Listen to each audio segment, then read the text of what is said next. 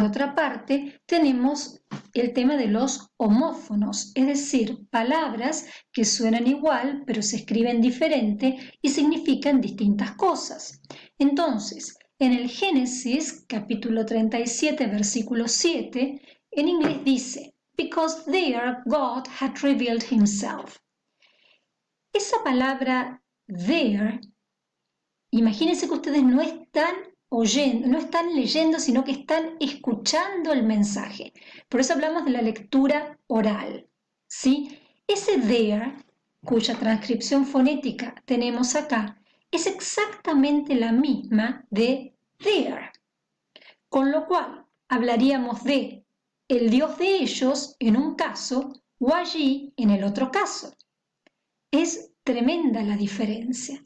Entonces, para subsanar ese tema, podemos cambiar el orden de las palabras para no dar lugar a la ambigüedad y decir, because God had revealed himself there.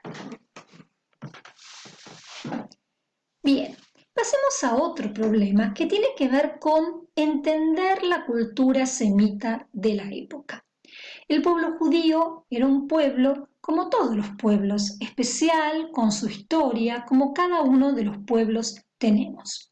Cuando uno lee determinada lectura, como puede ser la parábola del buen samaritano, se las resumo rápidamente para que la recuerden o en el caso de que no la conozcan, para que puedan entender la idea. Jesús cuenta una parábola en donde hay un judío viajando por un camino y es asaltado y dejado en muy malas condiciones, herido, despojado de sus bienes, a la vera de un camino. Distintas personas pasan a su lado, un sacerdote, otro judío, y por distintos motivos religiosos, porque el sacerdote no podía tocar a alguien ensangrentado porque quedaba impuro y demás, no lo auxilian. Pero pasa por ahí un samaritano y viendo al judío tan maltrecho, no solo lo auxilia, sino que lo cura, lo lleva en su caballo, lo deja en una posada y le dice al posadero, yo me voy a hacer cargo de los gastos, cuando vuelva, por favor, cuídalo hasta que yo vuelva. Uno escuchando las cosas así puede decir, bueno, qué linda actitud.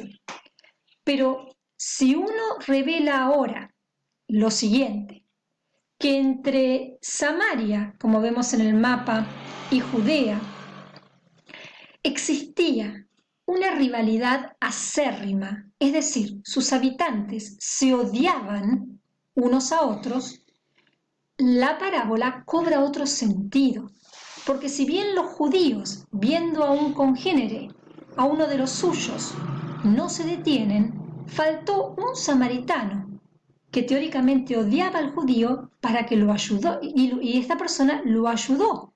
Faltó para que lo ayudara. Entonces, ahí lo que Jesús intenta explicar a través de esta parábola del amor por el otro cobra otra dimensión. Entonces, al entender la cultura semita, al entender lo que sucedía al momento en que estas historias, estas parábolas eran contadas y por eso eran tomadas, ¿no?, como ejemplo en determinados casos, podemos ver que es tan importante entender la cultura porque cobran otra dimensión, otro sentido. Igualmente, cuando vemos, por ejemplo, que en la escena del nacimiento, los primeros a los que se les da la noticia del nacimiento del nuevo Salvador son los pastores, uno hoy en día tiene esa imagen romántica, bucólica del pastor, pero en ese momento, dentro de la sociedad semita, el pastor era el último escalafón que podías ver. El pastor era considerado en muchos casos criminales, de poca monta, gente con muy, muy mala reputación. Entonces, que en el relato del nacimiento del Salvador, en el Evangelio, los pastores sean los primeros depositarios de la buena noticia, realmente del nacimiento del Salvador, cobra otra dimensión u otro sentido cuando conocemos la cultura de la época. Asimismo, en la cultura semita igual que en la nuestra, cuando uno le dice a alguien amado, te quiero con todo mi corazón, o cuando vos le querés hacer un dibujito a alguien que querés y le dibujás un corazón, es porque en nuestra cultura se asocia el corazón a los sentimientos y al amor. En la cultura semita de la época, el órgano del cuerpo asociado a la sensibilidad, las emociones y los pensamientos más íntimos eran los riñones. Así que uno tendría que decir te quiero con todo mi riñón. Bien, entonces, en la traducción de la Biblia del rey Jacobo, King James Bible, la Biblia autorizada, al inglés, justamente los traductores hicieron una traducción literal del Salmo 16 y hablan de My reins also instruct me in the night season. Ese reins es la palabra para riñones justamente y uno ve las traducciones actuales de esta parte del Salmo donde habla que aún se los voy a buscar literalmente. Un segundito, por favor. Acá está, paso a la próxima, luego vuelvo a la anterior. Sí, fíjense, acá tenemos lo íntimo de mi ser, mis riñones, considerado de acuerdo con el pensamiento semítico como la sede de las emociones, de los sentimientos más profundos, ¿sí? Entonces, bendeciré al Señor o bendeciré a Jehová, de acuerdo a las distintas versiones, como les dije, hay distintas versiones de la Biblia, luego les voy a mostrar, ¿sí? Bendeciré al Señor porque Él me guía y en lo íntimo de mi ser me corrige por las noches. O si no, bendeciré a Jehová que me aconseja, aún en las noches me enseña mi conciencia. Mi conciencia en lo íntimo de mi ser es la traducción para la palabra reins en la antigüedad, ¿sí? Inglés de riñones, ¿sí? Y para la traducción del hebreo que utilizaba justamente la palabra riñones para hablar de la conciencia, de la parte más íntima del pensamiento de una persona. Bien. Otro de los temas, por ejemplo, es el uso permanente del género masculino en todas las frases, en los ejemplos. Entonces, cuando en el Evangelio de Juan, capítulo 12, versículo 32, Juan dice que Jesús dice, lo leo en inglés, and I, when I am lifted up from the earth, will draw all men to myself. Entonces, ¿qué pasa, no? Cuando el traductor tiene esta palabra, ¿no?